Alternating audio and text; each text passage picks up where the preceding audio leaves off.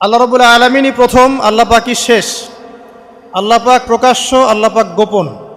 ওয়া হুয়া বিকুল্লি শাইইন আলিম। আল্লাহ পাক বলছেন তিনি প্রত্যেকটা বিষয় সম্পর্কে জ্ঞানী। সূরা হাদিদ আয়াত নাম্বার 3। তো আমরা বুঝতে পারছি যখন কোনো কিছু ছিল না তখন আল্লাহ রাব্বুল আলামিন ছিলেন, আবার যখন কিছু থাকবে না তখন আল্লাহ পাক থাকবেন।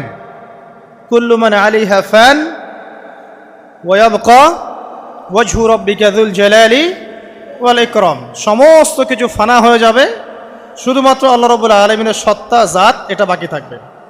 তার মানে আল্লাহ পাকই শুরু, আল্লাহ পাকই শেষ। আল্লাহর কোনো শুরু নাই, আল্লাহর কোনো শেষ নাই। এখন কেউ যদি প্রশ্ন করে যে আল্লাহ সব কিছু সৃষ্টি করেছেন, তাহলে আল্লাহকে কে সৃষ্টি করলো? নাউজুবিল্লাহ। তো তখন আমরা বলবো যে যদি কেউ আল্লাহকে সৃষ্টি করতো তাহলে তো সেই সৃষ্টিকর্তা হয়ে যেত, তাই নয় কি? এইভাবে এক এক করে যদি আমরা পিছনের দিকে যেতে থাকি তাহলে একটা পর্যায়ে গিয়ে তো আমাদেরকে থামতে হবে। তো আমরা যেখানে গিয়ে থামছেন সেটাই হচ্ছে আল্লাহ রাব্বুল আলামিন। আল্লাহ পাকের আগে কিছুই ছিল না, বরং অতীত, বর্তমান, ভবিষ্যৎ এটা সময়ের মধ্যে আছে, যে সময়ের মধ্যে আমরা বাস করছি। আল্লাহ রাব্বুল আলামিনের কাছে এরকম অতীত, বর্তমান, ভবিষ্যৎ কিছু নাই। আল্লাহ রাব্বুল আলামিন একা ছিলেন, তখন কিছুই ছিল না। আবার যখন সব কিছু ধ্বংস হয়ে যাবে আল্লাহ পাক একাই থাকবেন, আর কিচ্ছু থাকবে না। এখন আল্লাহ পাক সর্বপ্রথম সৃষ্টি করলেন আরশে আজিম। কি সৃষ্টি করলেন? এবং আরশটা পানির উপরে ছিল। কিসের উপরে? পানির উপরে। এরপরে আল্লাহ রাব্বুল আলামিন সৃষ্টি করেছেন কলম। আল্লাহ পাকের কাছে লাউহে মাহফুজ আছে। লাউহে মাহফুজ মানে সুরক্ষিত একটা ফলক। এখানে আল্লাহ পাক কলমকে বললেন লিখো। কলম বলল যে মাযা আকতুব, আমি কি লিখবো হে আল্লাহ? আল্লাহ পাক বললেন কিয়ামত পর্যন্ত যা যা হবে, শেষ দিন পর্যন্ত যা কিছু ঘটবে লিখে ফেলো। কলম লিখে ফেলেছে কিয়ামত পর্যন্ত কি কি হবে। অতএব আপনার রিজিক নিয়ে এত টেনশন করার কোনো দরকার নেই। বিয়ে শাদী হচ্ছে না, এই জন্য কবরে গিয়ে মানত করার কোনো দরকার নেই। সময় মতো হবে ইনশাআল্লাহ। যখন রিজিক তাকদিরে লেখা আছে সময় মতো ইনশাল্লাহ হবেই। তাকদিরের বাইরে কিচ্ছু হবে না। তো আল্লাহ পাক তাকদির লিখে ফেললেন। এমনকি লাউহে মাহফুজে কোরআনও লিপিবদ্ধ আছে। সূরা বুরুজ পড়েন নাই? বাল হুয়া কুরআনুম মাজিদ ফি লাউহিম মাহফুজ। লাউহে মাহফুজ থেকে কোরআন মাজিদ নাজিল করা হয়েছে প্রথম আসমানে। এরপর প্রথম আসমান থেকে আস্তে আস্তে ধাপে ধাপে বিভিন্ন ঘটনার পালাক্রমে রাসূলুল্লাহ সাল্লাল্লাহু আলাইহি ওয়াসাল্লামের কলবের মধ্যে জিবরাইল আলাইহিস সালামের মারফতে ওহী করা হয়েছে। এই হলো কোরআন, যেটা নাজিল হতে সময় লেগেছে 23 বছর। তো লাউহে মাহফুজ আল্লাহ রাব্বুল আলামিন সব লিখে ফেললেন। এভাবে 6 দিন, আল্লাহ পাকের হিসেবে 6 দিন কত লম্বা আল্লাহ ভালো জানেন। 6 দিনে আল্লাহ রাব্বুল আলামিন এরপর সৃষ্টি করলেন পুরো মহাবিশ্ব। পুরো মহাবিশ্ব বলতে আমি শুধু পৃথিবীর সৌরজগৎ বোঝাচ্ছি না। এই মঙ্গল, বুধ, শনি, বৃহস্পতি এইটুক না, এরকম হাজার হাজার সৌরজগৎ মিলে একটা গ্যালাক্সি হয়, আর হাজারটা গ্যালাক্সি মিলে গিয়ে একটা আসমান হচ্ছে, মহাকাশের একটা ছায়াপথ আসমান হচ্ছে। তো এরকম 7টা আসমান বা 7টা মহাবিশ্ব আল্লাহ পাক সৃষ্টি করলেন মাত্র 6 দিনে। কয় দিনে? ফি সিত্তাতি আইয়াম। 6 দিন আল্লাহ পাক সৃষ্টি করলেন। এরপর আল্লাহ রাব্বুল আলামিন প্রত্যেক মহাকাশে তার যার যার কাজ সেটা দিলেন। যেখানে যেখানে মাখলুক সৃষ্টি করা আল্লাহ পাক করলেন। আল্লাহ রাব্বুল আলামিন মালায়েকা সৃষ্টি করলেন নূর দিয়ে। কি দিয়ে? আলো দিয়ে। আলোর মধ্য দিয়ে আল্লাহ রাব্বুল আলামিন ফেরেশতা সৃষ্টি করলেন। আল্লাহ পাক জিন সৃষ্টি করলেন। জিন কি দিয়ে? আগুন দিয়ে। একদম যেটা উত্তপ্ত আগুন, লাল আগুন, সেই আগুন দিয়ে আল্লাহ পাক জিন জাতিকে সৃষ্টি করলেন। সৃষ্টি করার পর আল্লাহ রাব্বুল আলামিন জিন জাতিকে পৃথিবীতে পাঠিয়েছেন। কোথায়? আর এখন মানুষ পৃথিবীতে যা করছে, জিন জাতীয় কিছুটা এরকমই কাজ করেছিল, বরং তার চেয়েও হয়তো বেশি করেছিল। পৃথিবীতে সে ফিতনার ফাসাদ সৃষ্টি করেছিল। এক পর্যায়ে আল্লাহ রাব্বুল আলামিন জিন জাতিকে ধ্বংস করে দিলেন। কিছু কিছু জিনকে আল্লাহ পাক অবশিষ্ট রাখলেন, যেগুলো পাহাড়ে, পর্বতে, বিভিন্ন জায়গায়, সমুদ্রে আশ্রয় নিল। পাহাড়ি এলাকাগুলোতে জিন থাকে, গভীর সমুদ্রে জিন থাকে, জঙ্গলে জিন থাকে, এরকম কিছু জায়গা আছে এগুলোর মধ্যে জিনরা থাকে। তো ওদেরকে ডিস্টার্ব করতে গেলে সমস্যা, আপনাকে ধরে ফেলবে। আর যদি প্রতিদিন সকাল সন্ধ্যার জিকির আজগার ঠিকঠাক মতো না করেন, কোরআন তেলাওয়াত ঠিকঠাক মতো না করেন, নামাজি না হন আর পবিত্র না থাকেন, তাহলে জিন ধরার সম্ভাবনা বেশি। আর আমার মনে হয় এখনকার যে মেয়েগুলো রাস্তাঘাটে ঘোরাফেরা করে, এদের বেশিরভাগই জিন ধরা। কারণ আছে, এমনি এমনি বলি নাই। এটা আপনাকে বুঝতে হলে আল্লাহ এবং তার রাসূলের চোখ দিয়ে দেখতে হবে তো। কারণ তাদের চাল চলন স্বাভাবিক না, কিছু একটা ওদের উপর ভর করেছে। ওই ভরটা করার কারণে তার চাল চলন আজকে এমন হয়ে গেছে। এবং বহু মেয়ের ঘটনা এমন শোনা যায় যে সরাসরি তারা জিন দ্বারা ইফেক্টেড হয়। দেখেন না, রুকিয়া করতে হয়, শরীয়ীভাবে রুকিয়া করতে হয়। তো খেয়াল রাখবেন, সকাল সন্ধ্যার জিকির আজগার ঠিক রাখবেন, কোরআন তেলাওয়াতটা ঠিক রাখবেন, নামাজি হবেন, পাক পবিত্র থাকবেন, জিন আপনাকে কোনো ক্ষতি করতে পারবেন না ইনশাআল্লাহ। জিনরা কিন্তু রাসূল সাল্লাল্লাহু আলাইহি ওয়াসাল্লামেরও ক্ষতি করার চেষ্টা করেছিল।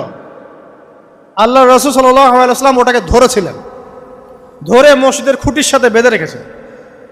নামাজের মধ্যে জিন আমাদের নবীকে ডিস্টার্ব করেছিল, আল্লাহ রাসূল ওই জিনকে ধরেছেন, ধরে খুঁটির সাথে বেঁধে রেখেছেন। তারপরে তার মনে পড়লো সুলাইমান আলাইহিস সালামের কথা।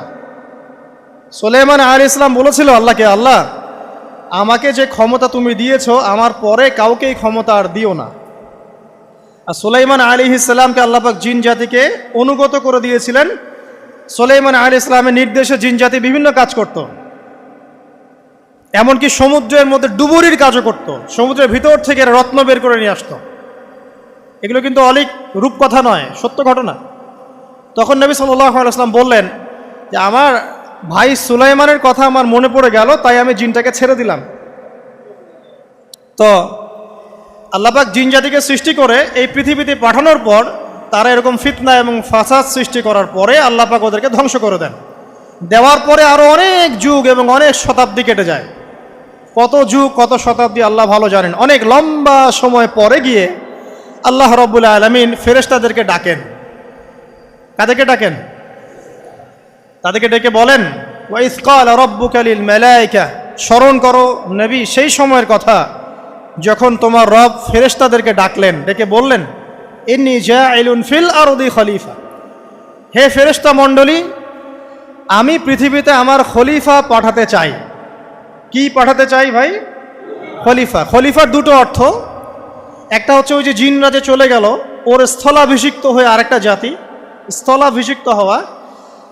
আরেকটা ব্যাখ্যা হচ্ছে খলিফা শব্দের মানে হচ্ছে যে ব্যক্তি আল্লাহ পাকের বিধান অনুযায়ী পৃথিবীতে বিচার ফয়সালা করে, সে আল্লাহর খলিফা। আমি কি বুঝাতে পারছি? আল্লাহ পাক ফেরেশতাদেরকে বললেন, আমি পৃথিবীতে আমার খলিফা পাঠাতে চাই, প্রতিনিধি, এবং যে আল্লাহর বিধান দ্বারা বিচার ফয়সালা করে।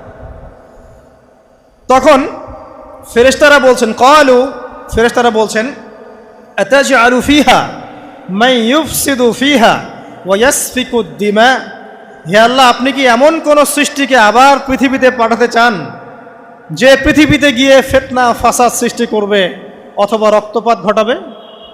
ফেরেশতারা এই কথা কিভাবে বলতে পারলো? হ্যাঁ, জিন জাতির অভিজ্ঞতার আলোকে। ঠিক আছে? তখন আল্লাহ পাক বলছেন, ইন্নী আ'লামু মা লা তা'লামুন, দেখো আমি যা জানি তোমরা তা জানো না। মানে তারা ফিতনা ফাসাদ সৃষ্টি করতে পারে, কিন্তু আমার কিছু মুখলেস বান্দা থাকবে যারা এই পথে পা বাড়াবে না। আচ্ছা, এবার আল্লাহ রাব্বুল আলামিন আদম আলাইহিস সালামকে সৃষ্টি করলেন। আল্লাহ পাক নিজের হাত দিয়ে আদম আলাইহিস সালামকে সৃষ্টি করেছেন।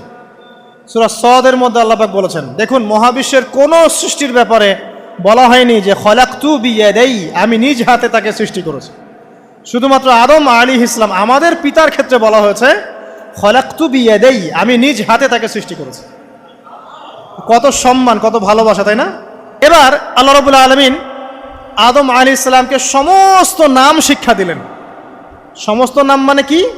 ওয়াল্লামা আদামাল আসমাআ কুল্লাহা, আল্লাহ পাক বলছেন এরপর আমি আদম আলাইহিস সালামকে মহাবিশ্বের যত জ্ঞান আছে সমস্ত নাম শিক্ষা দিয়ে দিলাম। সুবহানাল্লাহ। যেই জ্ঞান ফেরেশতাদেরও ছিল না, যেই জ্ঞান ইবলিসেরও ছিল না। ইবলিস কিন্তু অনেক জ্ঞানী ছিল, অনেক বড় আবেদ ছিল, সে দীর্ঘদিন আল্লাহর ইবাদত করেছে, কিন্তু এই জ্ঞান কিন্তু তারও ছিল না, ফেরেশতাদেরও ছিল না। সুম্মা আরাদাহুম আলাল মালাইকা, এরপর আল্লাহ রাব্বুল আলামিন আদম আলাইহিস সালামকে ফেরেশতাদের সামনে নিয়ে আসলেন, উপস্থাপন করলেন। মহাবিশ্বের ঘটনা, এটা ঘটছে, চিন্তা করেন, এটা কিন্তু ঘটেছে আগে, অতীত। এবার সমস্ত ফেরেশতার সামনে আদম আলাইহিস সালামকে নিয়ে আসা হচ্ছে। এবার বলা হচ্ছে যে হে ফেরেশতারা, তোমরা এই নামগুলো বলে দাও দেখি, তোমরা যদি সত্যবাদী হও। তো ফেরেশতারা বলছেন লা ইলমা লানা ইল্লা মা আল্লামতানা, হে আল্লাহ, আপনি আমাদেরকে যা শিখিয়েছেন এর বাইরে তো কোনো জ্ঞান নাই আমাদের। তারপর আল্লাহ পাক আদমকে বললেন আলাইহিস সালাম, হে আদম, তুমি সব নাম বলে দাও দেখি। এরপর আদম আলাইহিস সালাম সমস্ত নাম একটা একটা করে বলে দিলেন। তাহলে আমাদের পিতা জ্ঞানী ছিলেন, নজ্ঞ ছিলেন? আর আমরা তার সন্তান হিসেবে জ্ঞানী না অজ্ঞ? এটা আমাদের শোভা পায়। আমাদের পিতা ছিলেন মহাবিশ্বের সবচেয়ে জ্ঞানী সত্তা। আল্লাহ রাব্বুল আলামিন তাকে জ্ঞান শিক্ষা দিয়েছেন, সমস্ত জ্ঞান। তবে তার সমস্ত জ্ঞান আর এই মহাবিশ্বের সমস্ত জ্ঞান আল্লাহর জ্ঞানের তুলনায় কতটুকু জানেন? একটা সমুদ্রের মধ্য থেকে এক ফোঁটা পানি উঠালে যেমন হয়, পুরো মহাবিশ্বের জ্ঞান আল্লাহর জ্ঞানের সামনে এতটুকু। আল্লাহ পাকের জ্ঞান এত অসীম, পুরো মহাসাগরের মধ্য থেকে এক ফোঁটা পানি তুললে, ওই যে এক ফোঁটা পানি তুললেন, এটা মহাবিশ্বের জ্ঞান। আর বাকি সমস্ত পানি এটা আল্লাহ পাকের জ্ঞান। ঠিক দুনিয়ার জীবনের এক্সাম্পলটা এমনই। একটা সাগরের মধ্যে আঙ্গুল ডুবালে, আঙ্গুল উঠালে যতটুকু পানি আঙ্গুলে বেঁধে থাকে, এটা দুনিয়া। আর পুরো মহাসাগরটাই হচ্ছে কি? আখিরাত। নবীজি বলছেন সাল্লাল্লাহু আলাইহি ওয়াসাল্লাম, একটা মৃত গাধাকে দেখে বলছেন, সাহাবীরা, তোমরা কি কেউ এই গাধাটাকে 1 দিরহামের বিনিময়ে কিনবে? কান কাটা, মৃত, গলে আছে, এই গাধাটাকে কিনবা 1 দিরহাম দিয়ে? সাহাবীরা বলছেন, মাংনা দিলেও তো কিনবো না। ইয়া রাসূলুল্লাহ, যদি ফ্রিও কেউ দেয়, বিনামূল্যে দেয়, তাও তো নিব না। তখন নবী সাল্লাল্লাহু আলাইহি ওয়াসাল্লাম বলছেন, এটাই হচ্ছে আল্লাহর কাছে দুনিয়ার এক্সাম্পল। ওই মৃত গাধা তোমাদের কাছে যতটা না ইম্পর্টেন্ট, যতটুকু মূল্য রাখে, আল্লাহর কাছে এই দুনিয়া তার চেয়েও কম মূল্য রাখে। তো এই দুনিয়াতে তো সব ফয়সালা হবে না। আমরা তো হতাশ হয়ে যাই না যে দুনিয়াতে এমন কেন, এটা কেন, ওইটা কেন। দুনিয়া এটারই জায়গা। দুনিয়া সব কিছুর কনক্লুশনের জায়গা না, সব কিছুর পরিসমাপ্তির জায়গা হচ্ছে কিয়ামতের মাঠ। ওই দিন যে সফল সে সফল, যে ব্যর্থ সে ব্যর্থ। দুনিয়ার বাড়ি গাড়ি, স্ট্যাটাস, চাকরি বাকরি, ইজ্জত সম্মান, এটা সাফল্য ব্যর্থতার মানদণ্ড নয়, চূড়ান্ত মানদণ্ড নয়।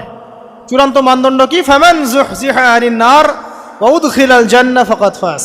যাকে জাহান্নাম থেকে বাঁচানো হবে, জান্নাতে প্রবেশ করানো হবে, পুলসিরাত পার হতে পারবে, এই একমাত্র ব্যক্তি সফল। তো সাফল্যের সংজ্ঞাটা জেনে রাখবেন, তাহলে আপনি দুনিয়াতে হতাশ হবেন না ইনশাআল্লাহ তাআলা।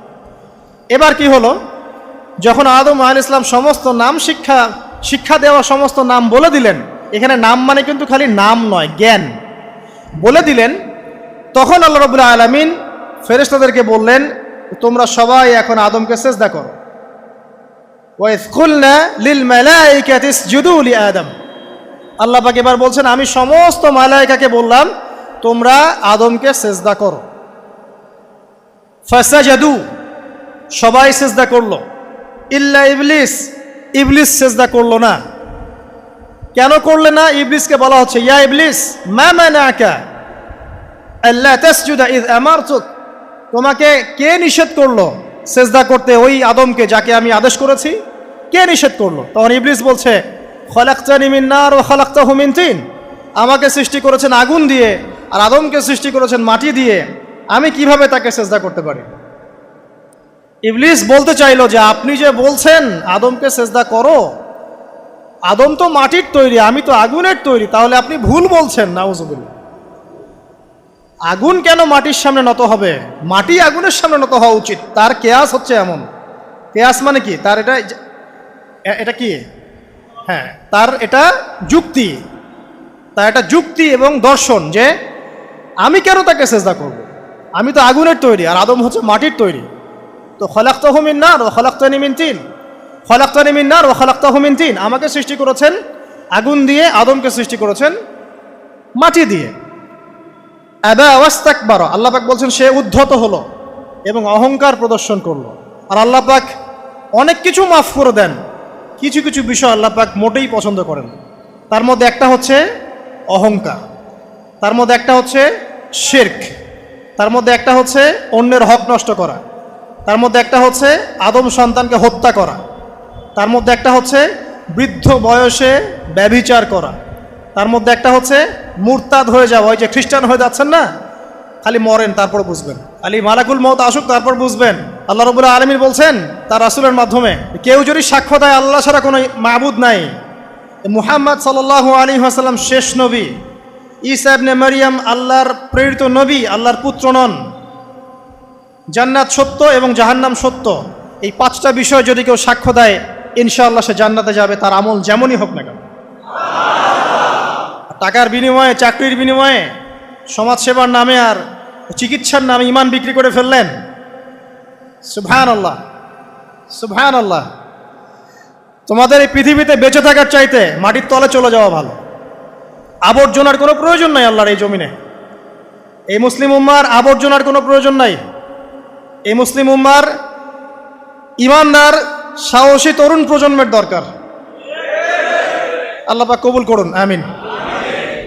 এরপরে কি হলো? ইবলিস সেজদা করলো না, আবা ওয়াস্তাকবার, সে উদ্ধত হলো এবং অহংকার প্রদর্শন করলো।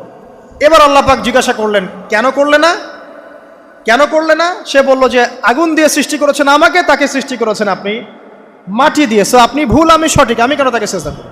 আল্লাহ পাক তখন আর তার প্রতি রহম করলেন না।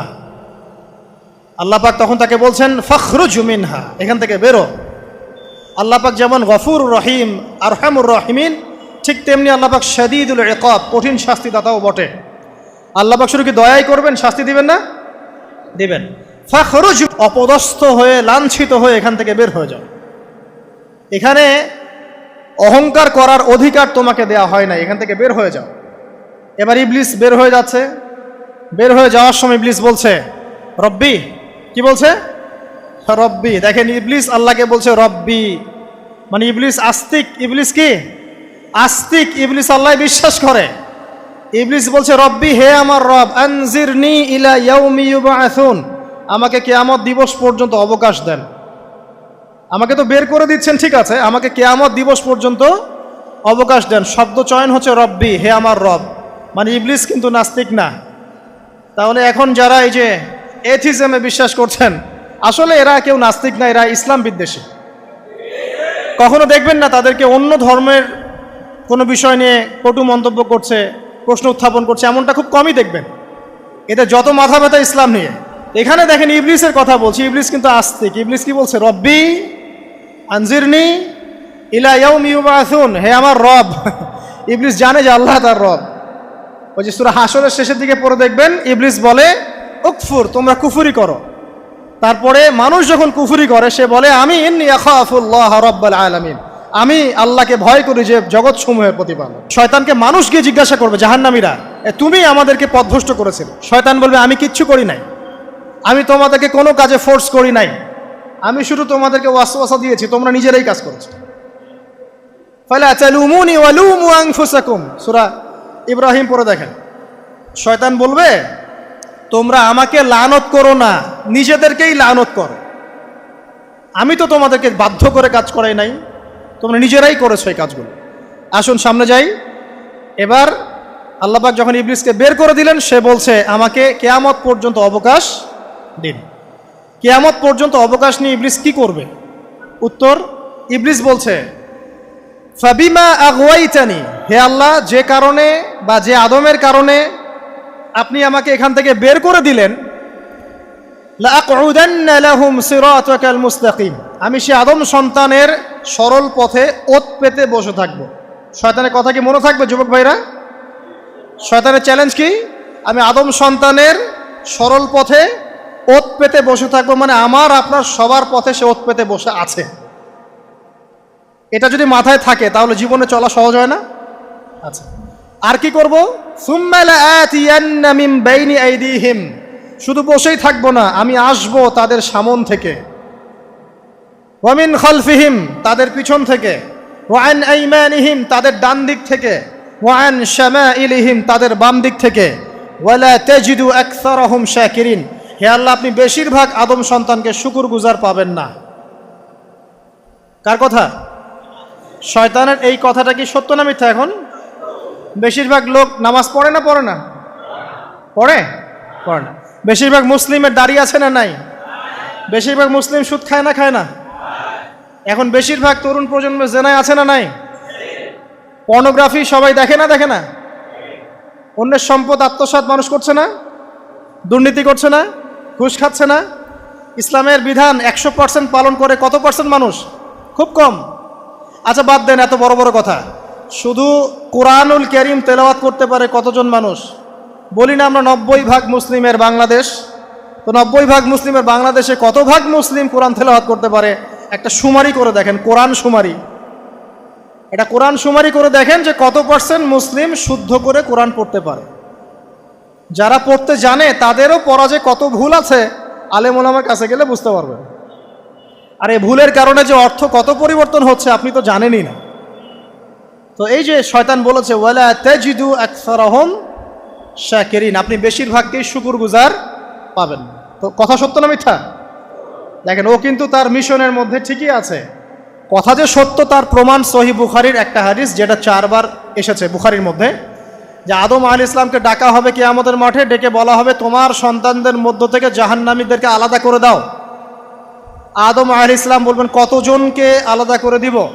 আল্লাহ পাক বলবেন প্রতি 1099 জনকে জাহান্নামের জন্য আলাদা করে দাও।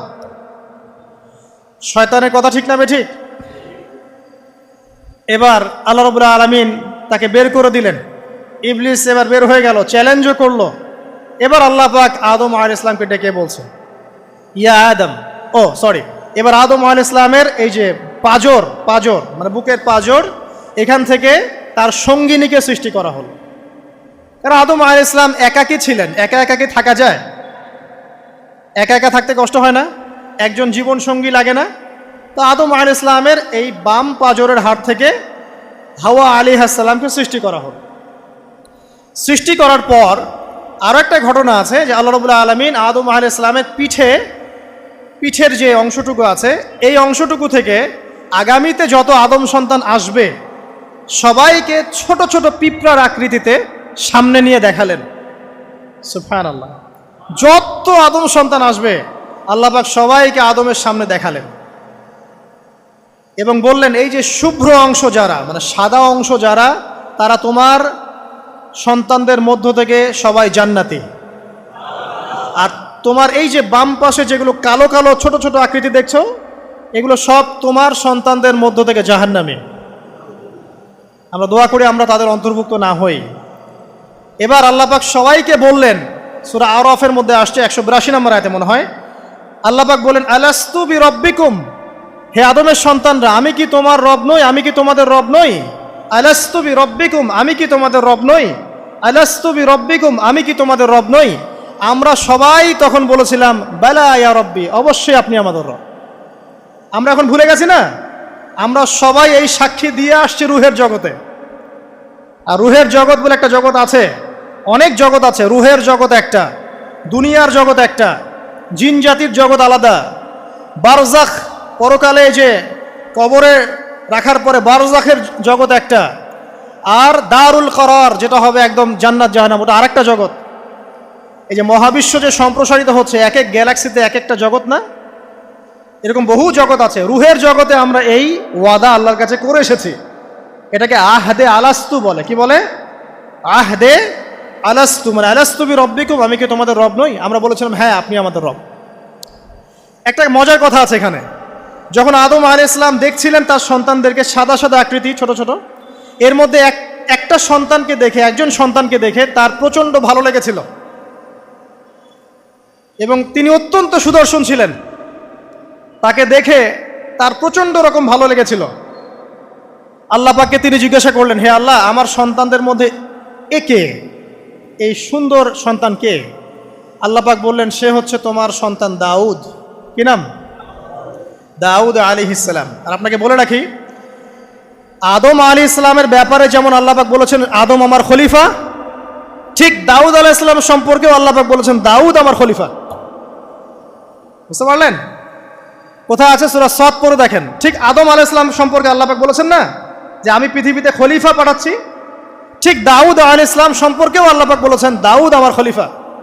ইয়া দাউদ ইন্না জাআলনাকা খলিফাতান ফিল আরদ ফাহকুম বাইনান নাসি বিল হক ওয়া লা তাত্তাবিল হাওয়া। আয়াতটা পড়ে দেখবেন, ওইদিকে আমি পরে আসছি। তো ওই সন্তানকে দেখে তার এত ভালো লাগলো, আল্লাহর কাছে তিনি জিজ্ঞাসা করছেন, হে আল্লাহ, আমার এই সন্তানের হায়াত কত? আল্লাহ পাক বলছেন, তোমার এই সন্তানের হায়াত হচ্ছে 60 বছর। কত বছর? 60 বছর। আর আমাদের উম্মতে মুহাম্মাদের কিন্তু গড় আয়ু এরকম 60-65, এর বেশি না গড় আয়ু। তখন আদম আলাইহিস সালাম বলেন, আল্লাহ আমার হায়াত থেকে তাকে 40 বছর দিয়ে দাও। আমার হায়াত থেকে তাকে 40 বছর দিয়ে দাও। আল্লাহ পাক তাকে 40 বছর দিয়ে দিলেন। তাই আদম আলাইহিস সালামের 1000 বছর হায়াত হয়ে গেল 960 বছর, আর দাউদ আলাইহিস সালামের 40 বছর হায়াত হয়ে গেল 100 বছর। এখন আসেন এই জায়গায় যে আদম আলাইহিস সালাম এবং দাউদ আলাইহিস সালাম দুইজনকে আল্লাহ পাক কি বলেছেন? খলিফা। খলিফা কে? খলিফা কাকে বলে? এটা একটু শুনে নি ছোট্ট করে। সূরা সদ পড়বেন 24 কি 26 নম্বর আয়াত। আল্লাহ পাক বলছেন, ইয়া দাউদ, হে দাউদ, খলিফার কাজ কি এটা শোনেন। হে দাউদ, ইন্না জাআলনাকা খলিফাতান ফিল আরদ, নিশ্চয়ই আমি আল্লাহ তোমাকে পৃথিবীতে খলিফা করেছি। কি করেছি? খলিফা করেছি। তোমার কাজ কি? ফাহকুম বাইনান নাসি বিল হক, মানুষের মাঝে আল্লাহর বিধান দ্বারা হকের মানদণ্ডে বিচার ফয়সালা করবে। তাহলে আল্লাহর খলিফার দায়িত্ব কি? আল্লাহর বিধান দ্বারা বিচার ফয়সালা করা। ওয়ালা তাত্তাবিল হাওয়া, তুমি নিজের প্রবৃত্তির অনুসরণ করবে না। ফায়ুদিল্লাকা আন সাবিলিল্লাহ, তাহলে তোমাকে এটা সরল পথ থেকে বিচ্যুত করে দেবে। ইন্নাল্লাযীনা ইউদিল্লুনা আন সাবিলিল্লাহ, নিশ্চয় যারা আল্লাহর পথ থেকে বিচ্যুত হয়ে যায়, লাহুম আযাবুন শাদীদ, তাদের জন্য কঠিন শাস্তি আছে। বিমা নাসু ইয়াউমাল হিসাব, এই কারণে যে তারা হিসাবের দিনটা ভুলে গেছে। এই আয়াত থেকে খলিফার ফাংশন বুঝতে পারলেন? খলিফার ফাংশন কি? আপনি যা ইচ্ছা তাই ফয়সালা করবেন, নিজের মন গড়া যা ইচ্ছা রচনা করবেন। ফাহকুম বাইনান নাসি বিল হক, মানুষের মধ্যে হকের মানদণ্ডে বিচার ফয়সালা করো। হকটা কি জিনিস? আমার দর্শন হক, আমার ফিলোসফি হক, আমার যুক্তি, আমার বিজ্ঞান, এগুলোই হকের মানদণ্ড। হকের মানদণ্ড কি? কোথায় উত্তর আছে? কোরআনেই উত্তর আছে। কোন সূরা? সূরা কাহফ। কত নম্বর আয়াত? আয়াত নম্বর 29। আল্লাহ পাক বলছেন, ওয়াকুলিল হাক্কু মির রাব্বিকুম, হক সেটাই যা তোমার রবের পক্ষ থেকে নাজিল। কথা কি ক্লিয়ার? হক কি জিনিস? যা তোমার রবের পক্ষ থেকে নাজিল হয়। ফামান শাআ ফালইউমিন, যার ইচ্ছা হয় সে স্বীকার করুক। ওয়ামান শাআ ফালইয়াকফুর, যার ইচ্ছা হয় সে অস্বীকার করুক। ইন্না আতাদনা লিযালিমিনা নারান, অস্বীকারী জালেমদের জন্য আমি আগুন প্রস্তুত করে রেখেছি। তো এখানে আপনি হকের সংজ্ঞা পেলেন এবং হকের মানদণ্ডে বিচার ফয়সালা করলে পরে খলিফা হয়। যদি আল্লাহ পাকের হকের মানদণ্ডে কেউ ফয়সালা না করে, সে আল্লাহর খলিফা নয়, সে শয়তানের খলিফা। কথা কি ক্লিয়ার? আচ্ছা, এখন যদি আপনি বাধ্য হন কোনো ক্ষেত্রে সেটা আলাদা বিষয়, বাধ্য হয়েছেন সেটা আলাদা বিষয়, কিন্তু আকীদা স্পষ্ট থাকতে হবে যে আল্লাহ রাব্বুল আলামিনের বিধান চূড়ান্ত, এর উপর কোনো বিধান নাই। এখন আপনি আদম এবং দাউদ আলাইহিস সালামের মধ্যে একটা সম্পর্ক বুঝতে পারলেন। এবার আল্লাহ পাক আদম আলাইহিস সালামকে ডাকলেন, ডেকে বলছেন, আদম এবং হাওয়া, তোমরা দুজন উসকুন আনতা ওয়া যাওজুকাল জান্নাহ, এবার তুমি আর তোমার স্ত্রী হাওয়া তোমরা জান্নাতে থাকো। ফাকুলা মিনহা রাগাদান হাইথু শি'তুমা, জান্নাতের যেখান থেকে ইচ্ছা তোমরা ফল খাও বা যা ইচ্ছা তাই করো, সবকিছু উন্মুক্ত তোমাদের জন্য জান্নাতে। একটা বিষয়, ওয়ালা তাকরাবা হাযিহিশ শাজারা, এই যে গাছটা দেখছো এই গাছের কাছেও যাবে না। এখানে শব্দ এমন না যে গাছের ফল খাবে না, শব্দ হচ্ছে এমন গাছের কাছেও যাবে না। যেমন ওয়ালা তাকরাবু জিনা, জেনা করবে না আল্লাহ পাক বলেননি, বলেছেন জেনার কাছেও যাবে না। ওয়ালা তাকরাবু মাল আল ইয়াতিম, ইয়াতিমের মাল খাবে না আল্লাহ পাক বলেন নাই, আল্লাহ বলছেন ইয়াতিমের মালের কাছেও যেও না। আমি কি বুঝাতে পারছি? এই গাছের কাছেও যেও না। এবার জান্নাতে তারা থাকতে লাগলেন। এবার ইবলিস তো আর হাল ছেড়ে দেয় নাই, সে কি বলেছিল? ডান বাম সামন পিছন সব দিক থেকে আসবে। সে এসে ওয়াসওয়াসা দেয়। কি ওয়াসওয়াসা দেয়? হে আদম, হাল আদুল্লুকা, আমি কি তোমাকে বলে দিব, আলা শাজারাতিল খুলদ ওয়া মুলকিন লা ইয়াবলা, হে আদম আমি কি তোমাকে বলে দিব এমন একটা গাছের কথা, যেই গাছের ফল খেলে পরে তুমি চিরস্থায়ী জীবন লাভ করবে, কোনো দিন মারা যাবে না।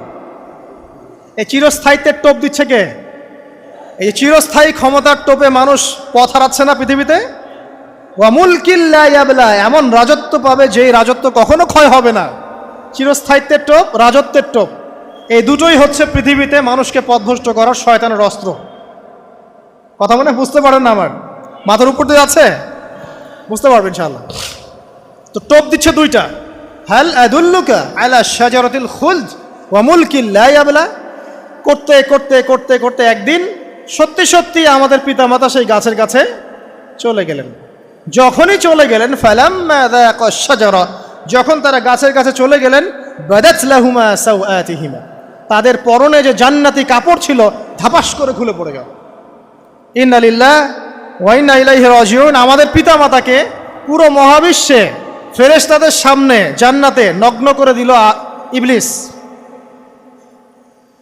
আমি মনে বুঝাতে ব্যর্থ হচ্ছে। আমাদের পিতামাতাকে জান্নাতে ফেরেশতাদের সামনে, সবার সামনে নগ্ন করে কাপড় খুলে ফেললো কে? ইবলিস। তো এখন যে কাপড় খোলার সংস্কৃতি চলছে, কারা এরা? ওরা জিন শয়তান, এগুলো মানুষ শয়তান। শয়তান দুই প্রকার, মিনাল জিন্নাতি ওয়ান নাস, জিন শয়তান আর মানুষ শয়তান। ওই জিন শয়তান এদেরকে ওয়াসওয়াসা দিয়ে দিয়ে নগ্ন করেছে। এরা এখন নগ্নতার আন্দোলন শুরু করেছে, এবং আমি জানি কয়দিন পর এটা বিকিনি পরেও ঘুরবে। অবাক হচ্ছেন? কিয়ামতের আলামতের মধ্যে অন্যতম হচ্ছে মানুষ রাস্তার ধারে ধারে জেনা করবে, রাস্তার মোড়ে মোড়ে জেনা হবে। তখনকার সবচেয়ে ভালো মানুষ হবে সেই ব্যক্তি যে গিয়ে বলবে যে বাবা তোমরা জেনা করছো করছো, এই দেয়ালের পিছনে গিয়ে করতে পারলা না। সে হবে সবচেয়ে ভালো মানুষ।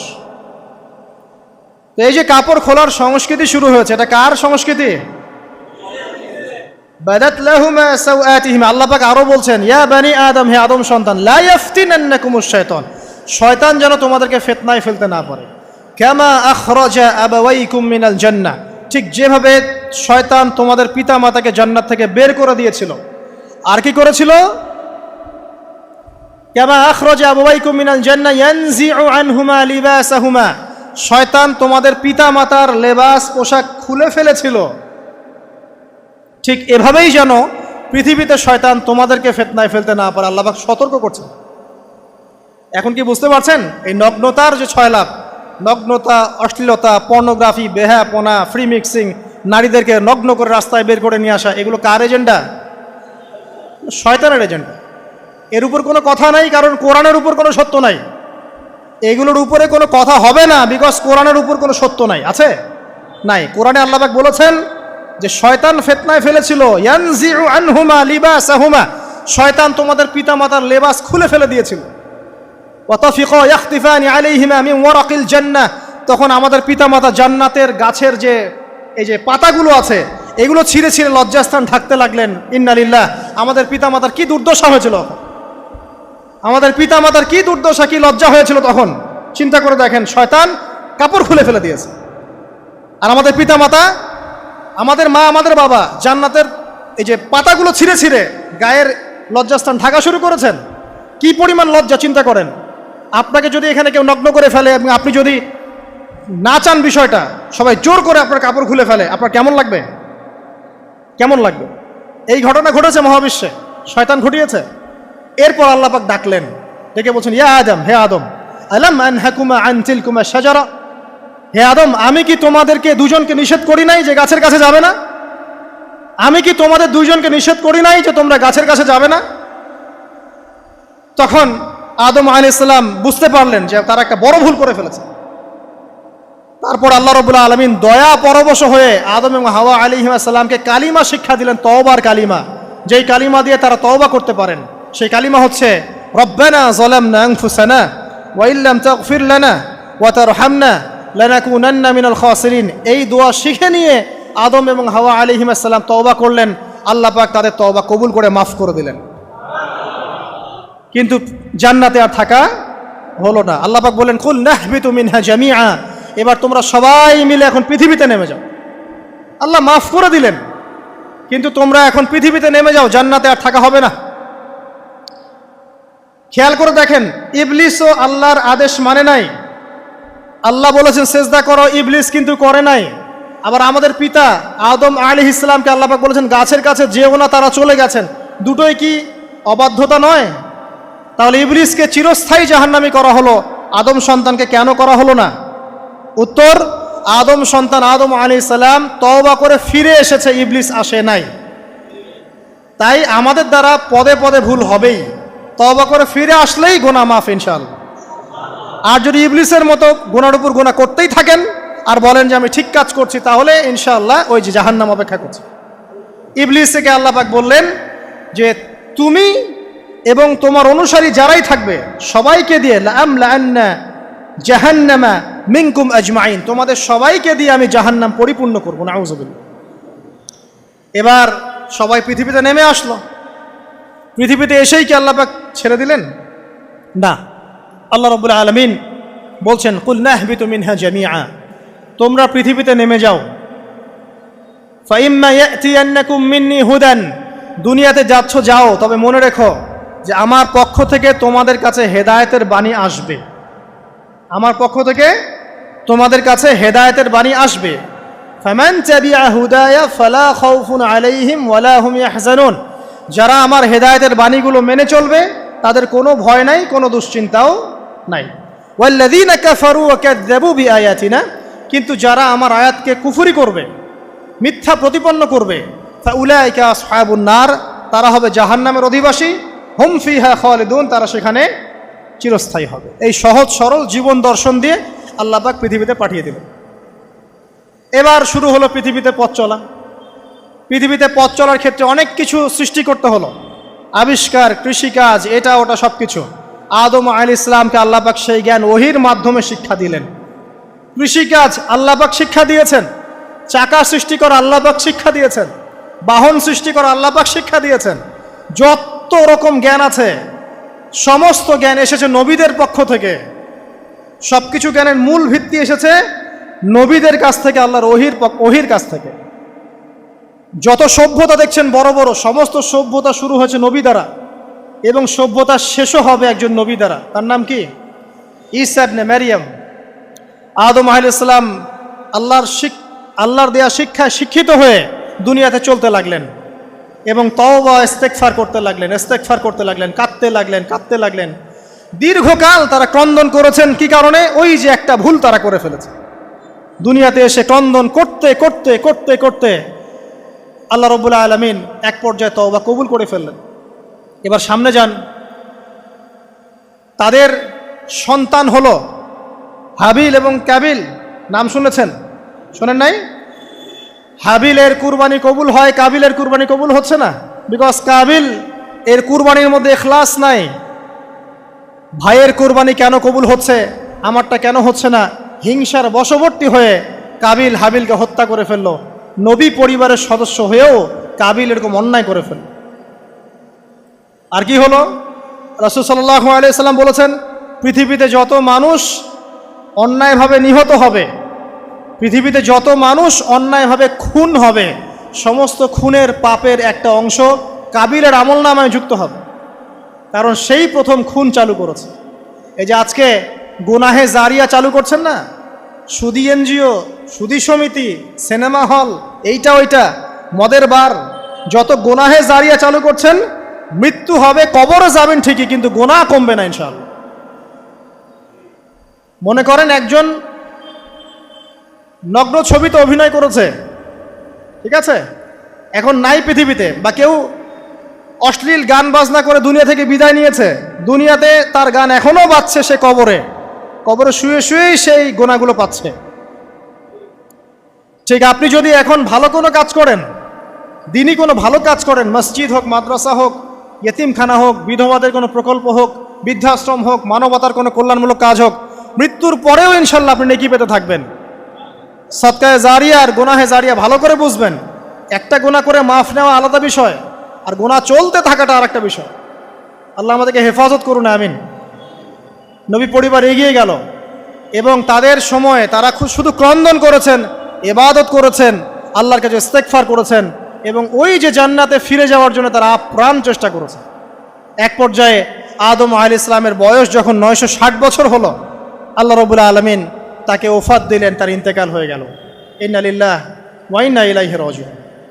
এরপরেও নবী পরিবার চলতে লাগলো, চলতে চলতে পরবর্তীতে আসলেন নূহ আলাইহিস সালাম, তারপরে ইব্রাহিম, আদ জাতি, তারপর সামুদ, তারপরে শুআয়ব, কওমে মাদিয়ান, মূসা, দাউদ, সুলাইমান, ইসহাক, ইয়াকুব। নবী পরিবার চলতেই লাগলো। এক পর্যায়ে ঈসা আলাইহিস সালামের পরে মুহাম্মদ সাল্লাল্লাহু আলাইহি ওয়াসাল্লামের মধ্য দিয়ে নবীদের সিলসিলা আল্লাহ পাক শেষ করে দিলেন। এভাবেই সভ্যতা এগিয়ে গেছে, এভাবেই আমাদের পিতামাতার হাত ধরে জ্ঞান পৃথিবীতে এসেছে।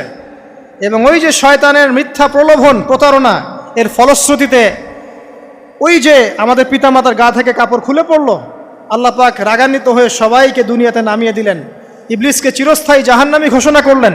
কিন্তু আমাদের পিতামাতার ক্রন্দন, তওবা, ইস্তেগফার, আমলের বদৌলতে, আল্লাহর রহমতে আল্লাহ পাক পিতামাতাকে মাফ করে দিলেন, আলহামদুলিল্লাহ। এভাবেই মানব জাতি এগিয়ে যাচ্ছে। আজকে আমরা এই পর্যায়ে পর্যন্ত এসেছি। আদম আলাইহিস সালামের এই সংক্ষিপ্ত জীবনী থেকে আমরা কি শিখলাম? আমরা শিখলাম যে আল্লাহ রাব্বুল আলামিন অনেক ভালোবেসে, অনেক মহব্বত করে, মমতা দিয়ে, মায়া দিয়ে নিজের হাতে আমাদের পিতাকে সৃষ্টি করেছেন। এক। দুই, আমাদের পিতাকে আল্লাহ রাব্বুল আলামিন তার পক্ষ থেকে জ্ঞান শিক্ষা দিয়েছেন। এই কারণে আদম সন্তানরা জন্ম থেকেই দেখবেন কিছু না কিছু জ্ঞানে জ্ঞানী হয়েই থাকে। জ্ঞান আপনার ডিএনএর মধ্যে থাকেই। আল্লাহ রাব্বুল আলামিন আদম আলাইহিস সালামের মধ্যে রূহ ফুঁকে দিয়েছেন। আল্লাহ রাব্বুল আলামিন আদম আলাইহিস সালামকে জান্নাতে রেখেছেন। আল্লাহ রাব্বুল আলামিন গাছের কাছে যাওয়ার পরেও তওবা ইস্তেগফারের মধ্য দিয়ে তাকে মাফও করে দিয়েছেন। আল্লাহ রাব্বুল আলামিন আদম এবং হাওয়া আলাইহিস সালামের মধ্য দিয়ে এই পৃথিবীতে মানব জাতির সিলসিলা অব্যাহত রেখেছেন। এবং কিয়ামত পর্যন্ত যত আদম সন্তান আসবে তাদের জন্য আল্লাহ পাক তার পক্ষ থেকে হেদায়েত প্রেরণ করেছেন। এক যুগে তাওরাত এসেছে, কখনো জাবুর, কখনো ইনজিল, কখনো কোরআন। সর্বশেষ টেস্টামেন্ট হিসেবে কোরআন এসেছে। এখন যদি এই ওয়াহির বাণী, কোরআন এবং এর ব্যাখ্যা হাদিস আমরা মেনে চলি, ইনশাআল্লাহ তাআলা আমরা আবার সেই জান্নাতে ফিরে যাব যেখান থেকে আমাদেরকে নামিয়ে দেওয়া হয়েছে। আর যদি আমরা কোরআন এবং হাদিস বা আল্লাহর ওয়াহির পরোয়া না করি, এর আলোকে জীবন না গড়ি, তাহলে ওই ইবলিসের সাথেই আমাদেরকে জাহান্নামে থাকতে হবে, নাউযুবিল্লাহ। আল্লাহ রাব্বুল আলামিন আমাদের সবাইকে কোরআন এবং সুন্নাহ, আল্লাহর ওয়াহি মেনে চলার তৌফিক দান করুন এবং ইবলিসের খপ্পর থেকে আল্লাহ পাক আমাদেরকে বাঁচিয়ে রাখুন। ইবলিসের যত এজেন্ট আছে, ওদের যে দুরভিসন্ধি, ষড়যন্ত্র এবং শয়তানি ফাঁদ, এগুলো থেকে আল্লাহ পাক আমাদেরকে, আমাদের মা বোনদেরকে, আমাদের পরিবারের সদস্যদেরকে, আমাদের সমাজকে, রাষ্ট্রকে আল্লাহ পাক হেফাজত করুন, বাঁচিয়ে রাখুন, আমিন।